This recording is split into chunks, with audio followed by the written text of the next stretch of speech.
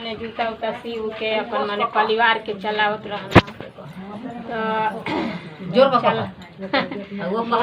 एगो मोची रहना तो देख उ बहुत गरीब रहना तो अपन माने परिवार के चलावत रहना, जूता उता माने सियत रहना अपन वही के सीओ के बात बंद करल जाता, वही के सीओ के अपन परिवार के चलावा। इतना उ गरीब रहा बेचारू, इतना उ गरीब रहना कि माने जैसे वही तरह कह के अपन परिवार के चलावत रहना।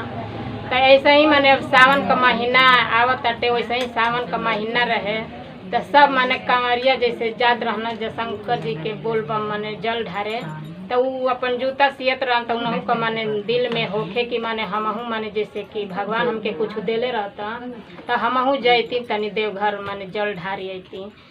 तो ऐसा ही मन में सोचत रहना। तो अपन कुछ दिन यही तरह एक दिन गई ना तो बाजारे अपन गुल्लक खरीद लिए ना। तो कहना कि यही में न आज से हम 4-4 रुपया 5-5 रुपया डाल तो साल भर में मन इकट्ठा हो जाए तो उतना में तो प्रसाद कांवर और खरीदी ले। हाँ तो अपन का कहना कि अब वही तरह 2-4 रुपया मैंने डाला कमा तो अपन परिवारों के जिया में तो भगवान का कृपा भइल कि मैंने अगली साल उनकर मैंने हो गई तो अपन बोल बम के वो अपन गईना मैंने बाजार ले कांवर खरीदना, अथू खरीदना मैंने जैसे कपड़ा उपड़ा खरीदना, झोला खरीदना अपन जाए लगना। जैसे सब बोल बम अपन जाता वैसे ही वो बेचारू अपन चलना। तो अब शंकर जी पार्वती जी कैलाश पर्वत पर से अपन मैंने देखत रहना जाए। तो कहली शंकर पार्वती जी की देखी आपका एगो भक्त माने आपके जल ढारे आवता, बहुत गरीब बा, ओकर मन में लालसा लागल रहा साल भर से और पूरा करे आवत। तो कहना कि उनकर हम परीक्षा ले ही देखी कि माने जैसे अच्छा दिन से माने आवत ना कि माने ये हो जाए। हाँ तो देखी जे अथू रहेला न ज्यादा माने पूजा भक्त में मन लगा दिल ओकर भगवान कठिन परीक्षा लेना। तो वैसे ही अब का कहना कि अपन आ गई न रास्ता में अब बूढ़ का भेष धल लेना अपन प्यास का मने तो कहे लगना कि हमके तनी पानी पिया दे जा, हमके पानी पिया दे जा। तो कुल कांवरिया जैसे बोल बम बोल के माने आगे निकल जासन। तब इनकर बारी आई तो इनहू से माने जैसे वो कहना कि तनी हमके बचाओ पानी पिला देता जा, हम पियासल बनी। तो अभी बेचारू सोचे लगना कि साल भर से माने हम जोड़ के अपन इकट्ठा क के आज कांवर किन ले बानी भगवान बोल बम माने भगवान के धाम पर जाए खातिर। आई बेचारू पियासल बना, इनके ना पियाई तो वो हमके पाप लागी शंकर भगवान पर ना चढ़ाए तो वो हमारी इच्छा पूर्ति ना हो। दोनों ओर माने हाथों में हो गई ना। तब का कहना कि सुन ले बानी कि शंकर जी कहे ना कि माने जैसे कि जे भूखा रहेला जे पियासा रहेला के पानी पिया देला पर खिया देला पर हमके मिल जाला। तो चलो तनी यही बार यही तरह कर देतनी, इनके पिया देतनी, अगली बार ले फिर बिटोर फिर जाए।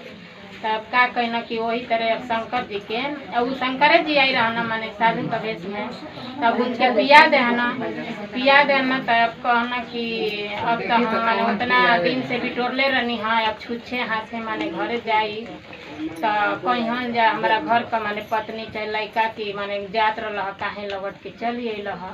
तो कहना साधु बाबा की छुच्छे मत जा अपने झोली में ले एगो बेलपत्र देहना। कहना कि है ले ला कांवर में दोनों में अपन भर ल आ ले जाके अपन पूजा घर में माने रख दी तो अपन लेके अपन आईना तो रखना पूजा घर में। अपन कहना कि सवेरे माने जैसे के देखी है तो अपन ओके लेके आईना सवेरे देखना तो माने सोना चांदी कुल भर रहे तो अब वही से अब अपन बेचारू अब देख के वो के सोना चांदी के खुश नहीं खा हो। अब इतना वो रोए लगना अपने आप के माने जैसे कि वो भगवान शिव गुरु रहना माने जैसे हम उनके समझ ना पैनी, हम उनके छुच्छे जल पिया देनी। हाँ हमके इतना ही दे देना माने अपना के बहुत पछताए लगना खूबे। तो अब का कहना कि अपन वही माने जैसे कि पैसा से अपन माने कारोबार संभाल लगना जैसे कपड़ा लता का माने जैसे दुकान कहना। तो अब फिर वो कपड़ा से माने उनकर आमदनी बढ़ गई। तो उनकर एगो भाई रहे तो कहलस कि ई देखो ना एक में का माने धैले रहा तो आज दुकान क लेहलस। हाँ दुकान क लेहलस इतना बढ़िया हो गई। तो अपन अब पूछे लागल गांव घर के कुल पंचायत बिटोर दल के देख एके में इतना दबा के धैले रहना हाँ आ दुकान खोल देना है जूता सियला सेन के दुकान इतना बढ़िया हो जाई। तो अब बेचारू का करा पर रोए लगन कहना कि देखा हमके भगवान देले बना हम कैसे गांव घर के माने समझाई बताई कि विश्वासो ना करी। तो अपन रोवे लगना भगवान के पुकारे लगना कहना कि हे भगवान अब आपे हमार सहायता करब। ई पर पंचायत हमार बात मानी नहीं हम केतनो कुछ कहब तो आप सहाय होखी कि माने हमार इज्जत माने रह जा। भाई हमके ऐसे ऐसे अछरंग लगावता तो कुल पूछे लगना पंच तो कहना कि कैसे तारीफ भइल तो कहना कि हम जात रहनी हम कितना दिन से सोचले रहनी कि बोल हमहू जैती तो हमार पैसा ना रहत हम ना जात रहनी तो हम गुल्लक लियनी माने 2-4 पैसा वही में डाली अपन परिवारों जी आई वैसे कह के हम इकट्ठा कह के हम अपन तैयारी कैले रहनी। रास्ता में माने एगो साधु भेटै ना तो कहना कि हमके पानी पियाओ तो सब कंवरिया निकल गई। अब हम सोचनी कि ना पियाए तबो पाप लागी आ पिया देतानी तो माने हमारी इच्छा पूरी ना हुई। तो हम वही तरह कहनी अपन पिया देहनी उनके तो कहना कि छूछे हाथे ना जल जला हई 2 बेलपत्र ले ला अपन मंदिर घर में रख दियो कि सवेरे देखी है। तो हम सवेरे देखनी तो अपन वही में सोना चांदी कुल रहे तो हम सोचनी कि चलो भगवान का देन हवे अपन देले बना तो वही से माने जैसे कि हम अपन दुकान के खोलनी। तब मार जाने कहे लगना सन कि तोहनो लोग भैया कितना साल से जाता लो तोहनो लोग के देले बना शंकर जी तो कहना सन कि नहीं जानते बन जे सब जहाँ बोले लगे तो एगो आदमी हाँ तो अपन वही तरह मार जाने कल मारो के माने जैसे कि चिकारी जैसे अब माने ई होए लगल कि इनके बड़ा भोले बाबा दे दे हाँ एक के बार में क बार से हमनी का जाता नहीं आज ले कुछ हमनी के ना मिला। ऐसे ही तब बेचारे खूब माने रोए लगना अपन सहायता मांगे लगना भोले जी से। तो अभी वो अपन माने जैसे कि अब उनका रुआई देख के अथू देख के माने अपन अथू भैना प्रगट भैना तो अब माने सब का हक्का बक्का बन सब कर हंसी उसी बंद हो गई सब एकदम सकमका गई।